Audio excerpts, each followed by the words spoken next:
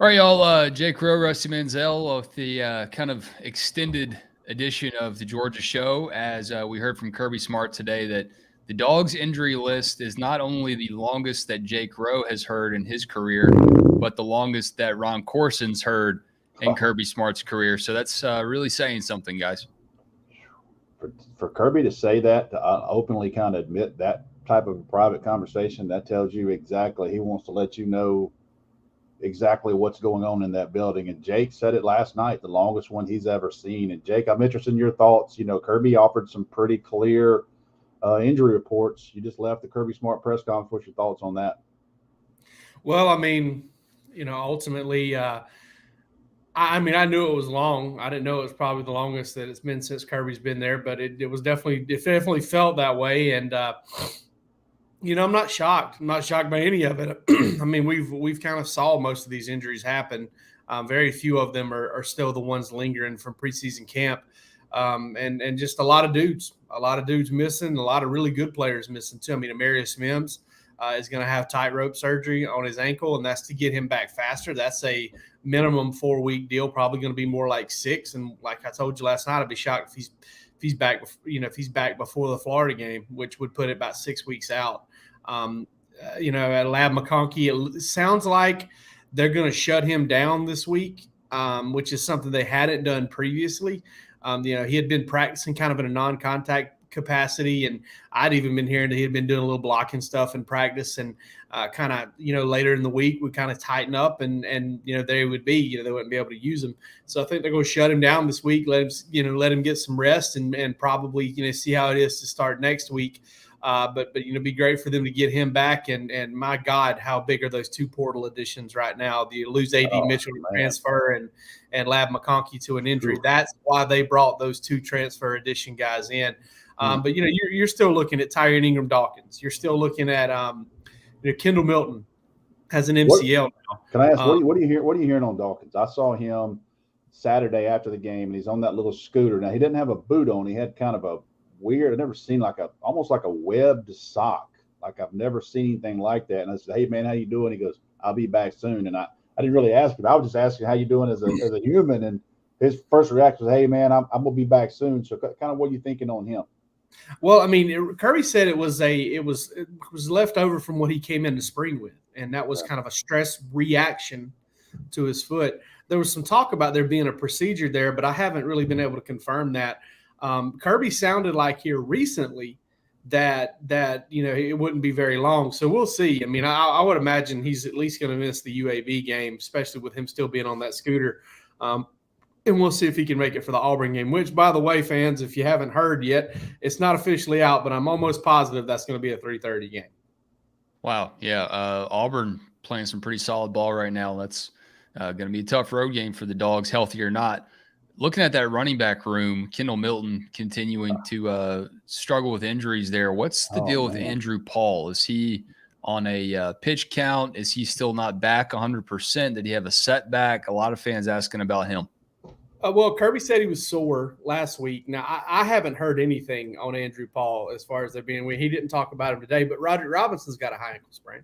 So, Georgia's down some running backs right now, down at least 3 running backs, which is wild. I never really seen that happen. Let me break in there. Georgia just got selected at 3:30, so you were right on that one, Jay. Yeah, that's awesome. Information. Yep, attaboy. Georgia Auburn 3:30. Sorry, I didn't mean to interrupt you on that. No, but I haven't heard anything on Andrew Paul. I would assume he's getting closer and closer to some reps. And Georgia's got if you count Andrew Paul, they've got 2 scholarship healthy running backs right now. If you don't, they don't. Then Dylan Bell's going to get more look. Cash Jones is going to get more look. Georgia is very, very thin at running back, no doubt. So Mims with the operation coming up. We saw Georgia shuffle a little bit on the offensive line. What are the implications there at tackle as Mims could be missing, like you said, maybe up until Florida at least? Well, good news is Kirby said that Austin Blasky will be back out at practice today. I kind of doubt he'll be ready for UAB, but you get him back out on the practice field and start to work him back in. I think that's a very, very good thing. At least then you have 3 of your best 4 tackles available. which is, key. And honestly, I think they need to get Austin Blasky back just to kind of give themselves a little bit of room there with Ernest Green, who's, quite simply very young and didn't play at all last year and is not playing great football right now. So I think that, getting Blasky back could help them there. Xavier Truss played really well at right tackle, coming in better than he did at left guard. That's for sure. Because that first drive for him was a very big time struggle. Kirby was asked explicitly, hey, will Dylan Fairchild remain at left guard and Xavier Truss at right tackle? And he said, hey, it just all depends on kind of what happens, this week in practice with injuries, with guys coming back. They'll evaluate it as they go. But I do know they have some confidence in Austin Blasky, or they have a lot of confidence in Austin Blasky and his ability to play tackle. So, yeah, go ahead, Rusty. No, I was saying I agree with that, Jake. If, God forbid something, just say Xavier Truss catches a cramp, you know what I mean? And he has to be out a little while. Do you go with Blasky and Monroe Freeland? I mean, what, kind of how does that, because Blasky is that multi-tool guy. He can play several positions, including center. He's so valuable. I don't think people kind of know enough about him, but where is Monroe Freeland kind of at right now? What are you hearing on him? Honestly, based on what I've heard, I think that you would see, that left guard to right tackle thing continue to happen. I think Dylan Fairchild has worked a lot at right tackle. I think they might trust him just a little bit more than Freeling at this particular moment. Gotcha. But it might be a toss-up too. It might be one of those deals. It's tough, because you hear 2 weeks ago, like, hey, Dylan Fairchild's been repping at tackle. He looks pretty good. I think he would probably get some run there if Georgia had an injury or two.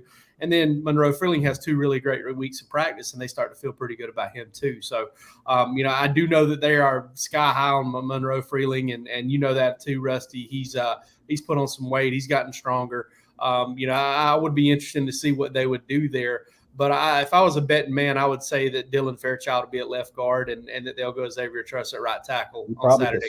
You probably could slide Micah Morrison at left guard if that had to happen as well, too. So or Jared Wilson. Jared Wilson, yeah, got some depth there for sure. Guys, I'll be honest with you, running back with Kendall Milton out, don't know where Andrew Paul is. You guys agree or not agree that we're going to see more packages with Dylan Bell? Mm-hmm.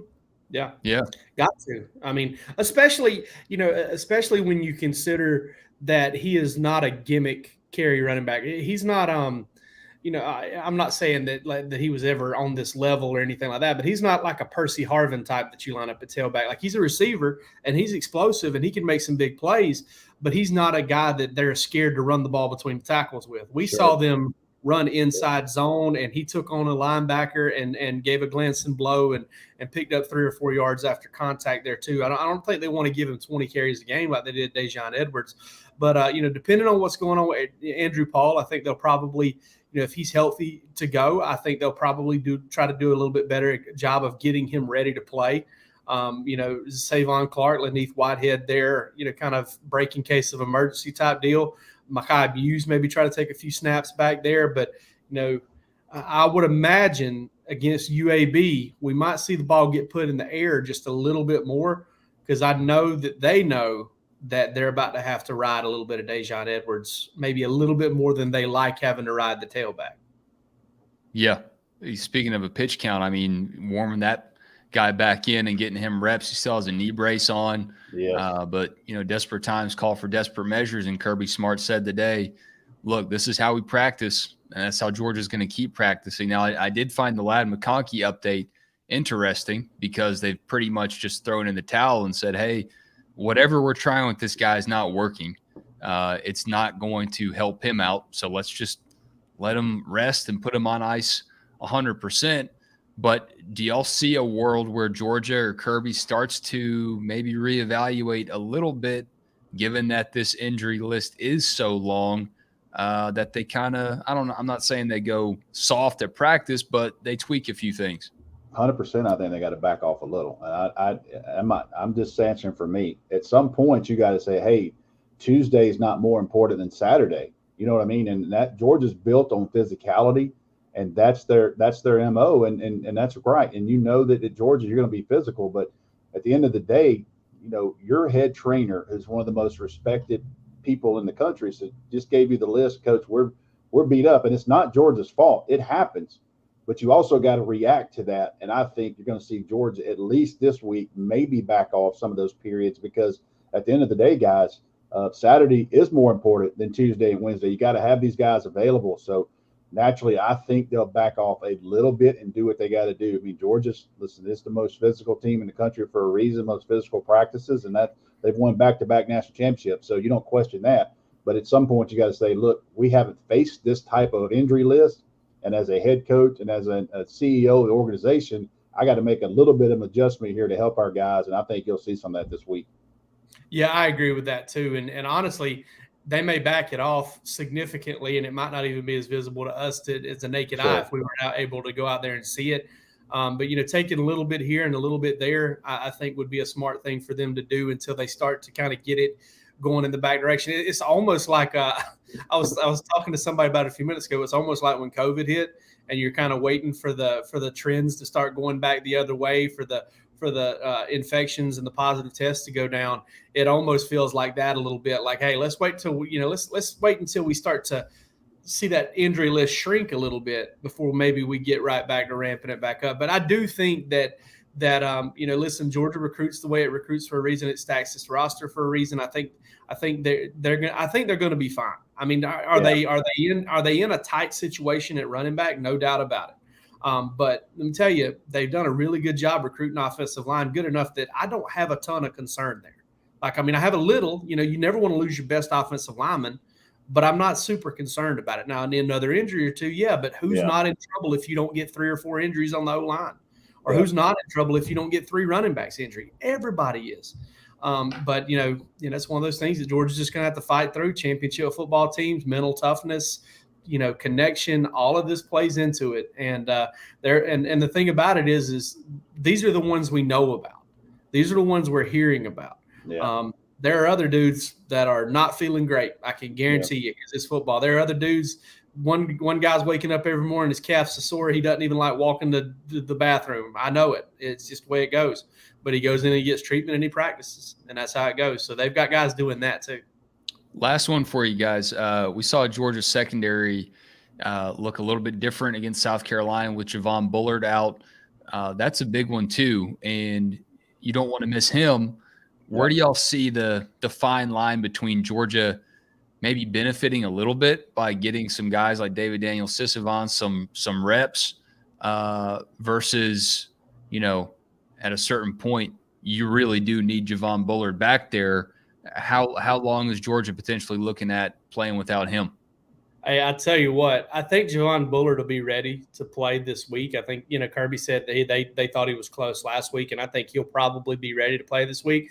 And I think they're probably going to be a little bit of a tough conversation there one way or the other. And I don't know who's going to win it, because I'm telling you this, Georgia would probably love to very much limit or hold him out this week. I 100%. Don't know that Javon Bullard's going to go for that. Not too easily, not based on what I know of. So, somebody might have to tell him, give him a stern talking to. I think Georgia can definitely, go get UAB without him.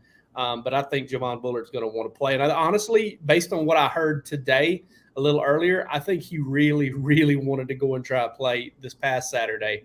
And they got him to relent. And I don't know if they'll get him to be able to do that 2 Saturdays in a row. He might have a chance of winning that argument. If you're going to need Javon Bullard, it's going to be a week from Saturday at 3:30, because you face a you face a Hugh Freeze offense. You're going to get crossover routes. You're going to get every vertical passing game look you can imagine. A lot of eye candy, and you want a guy that's experienced, you can make plays. So you're right. At some point, they'll have that discussion. And I know probably my opinion, Kirby Smart's philosophy is let's play. You need reps. You need game reps. Let's play, get you ready for next week, because they don't. You might back off a couple of periods on the Tuesday practice, but they're not backing off on Saturdays. And I saw Javon Bullard jumping around on the sideline, waving a towel, getting a second half. And I was like, well, this guy's a lot closer. And the fact, I think Jake made a great comment. The fact that he dressed out and warmed up and took up a spot tells you how close he was to playing on Saturday. It might have been one of those emergency situations. If Daniels would have went down, you never know. He might have had to step in and play right there, because that safety spot in the Georgia's defense makes so many calls, and it takes experience to get there to learn that. So, I think they can find a way to get him on the field Saturday. They will. But I know the most important factor will be a week from Saturday. They go to Auburn, Carson Beck's first start. That place, West knows, we all know, Jordan Hare It don't matter if it's at noon, 3:30, 1:30, 8:30. That is one of the electric, loud atmospheres in the country. Yeah. Yep. And they're seeing their in-state rival maybe take a little bit of a dip right now. Yeah, So every little bit of motivation for Auburn is welcome on the Plains. So that's going to be a tough one from Georgia, but you got to get through UAB first, work some things out, and do it under the lights and go with who you got. Better never rest unless you got an injury list that's longer than you've ever had before. Head over to DawgsHQ.com, $1 for 1 month of premium access. We have our eyes and ears close to the ground, tracking all these injuries throughout the week, and some great recruiting news as well. So check us out over there. Hit like and subscribe on this YouTube channel if you're digging what we got going on. Appreciate it, Jake. Appreciate it, Rusty. Catch y'all soon. Thanks, guys.